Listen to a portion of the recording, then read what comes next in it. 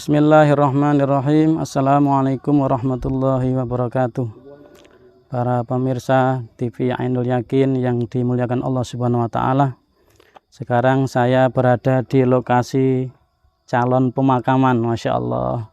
Ini guru kita Abi Isma telah jauh-jauh hari menyiapkan satu rumah yang abadi, rumah yang kekal. Masya Allah.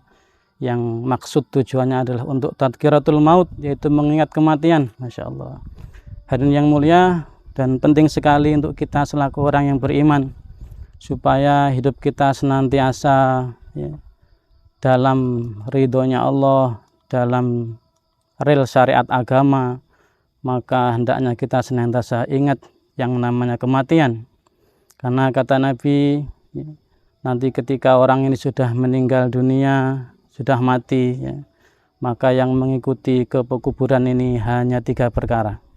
Dalam satu hadis Nabi, yattabi'ul mayyita salasun, maluhu, ahluhu, wa amaluhu. Yang akan mengikuti mayit ada 3 perkara.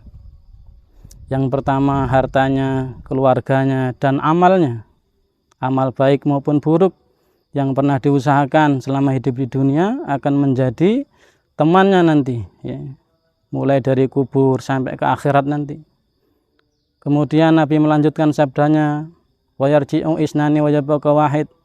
Yang 2 akan kembali, hartanya akan kembali, keluarganya akan kembali, dan yang kekal hanya 1, yakni amaluhu, yakni amalnya.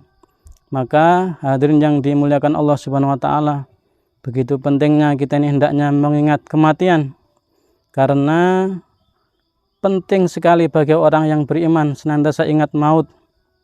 Dan salah satu tanda manusia yang cerdas di muka bumi ini, kata Nabi, adalah orang yang senantiasa dapat menundukkan kesenangan nafsunya dan mempersiapkan bekal untuk menghadapi kematian. Al-kayisu man dana nafsahu wa amila lima ba'dal maut. Hadirin yang dimuliakan Allah Subhanahu wa taala, suatu hari Sayyidina Umar radhiyallahu anhu ziarah ke pemakaman Baqi. Maka beliau mengatakan kepada penduduk kubur di pemakaman Baqi, Assalamualaikum ya ahlal kubur, akhbaru ma indana. Wahai penduduk pemakaman Baqi, kami dari dunia membawa berita untuk kalian. Inna durakum qad sukinat. Sesungguhnya rumah-rumah kalian di dunia telah ditempati orang lain. Wa nisa'akum qad tuzuwijat.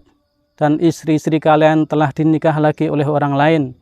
Wa amwalukum qad furiqat. Dan harta kalian telah habis dibagi-bagikan. Maka ketika Sayyidina Umar radhiyallahu anhu selesai dari bicaranya, maka ada satu suara dari salah satu pemakaman. Ia menyahut, akhbaru ma indana, wahai Umar, kami di sini membawa berita untuk kalian yang masih hidup di dunia. Ma qaddamnahu wajadnahu, yaitu amal yang telah kami kirimkan terdahulu, sekarang kami telah mendapatkannya. Wa ma anfaqnahu rabihnahu, dan apa yang telah kami infakkan untuk agama Allah, untuk jalan sabilul khair, jalan-jalan kebaikan, kami, itulah keuntungan kami.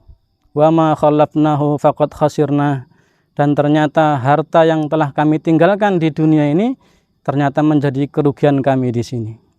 Maka hadirin yang dirahmati Allah Subhanahu wa taala, maka marilah kita bersama-sama untuk menggunakan segala anugerah dari Allah berupa potensi, baik harta, waktu, diri kita untuk tercurah untuk mempersiapkan bekal menuju kehidupan yang abadi, yakni kehidupan akhirat yang kekal abadi selama-lamanya. Maka tidak ada jalan lain untuk menghadapi kehidupan yang abadi ini kecuali dengan mempersiapkan, yaitu usaha atas iman dan memperbanyak amal soleh selama hidup kita ini.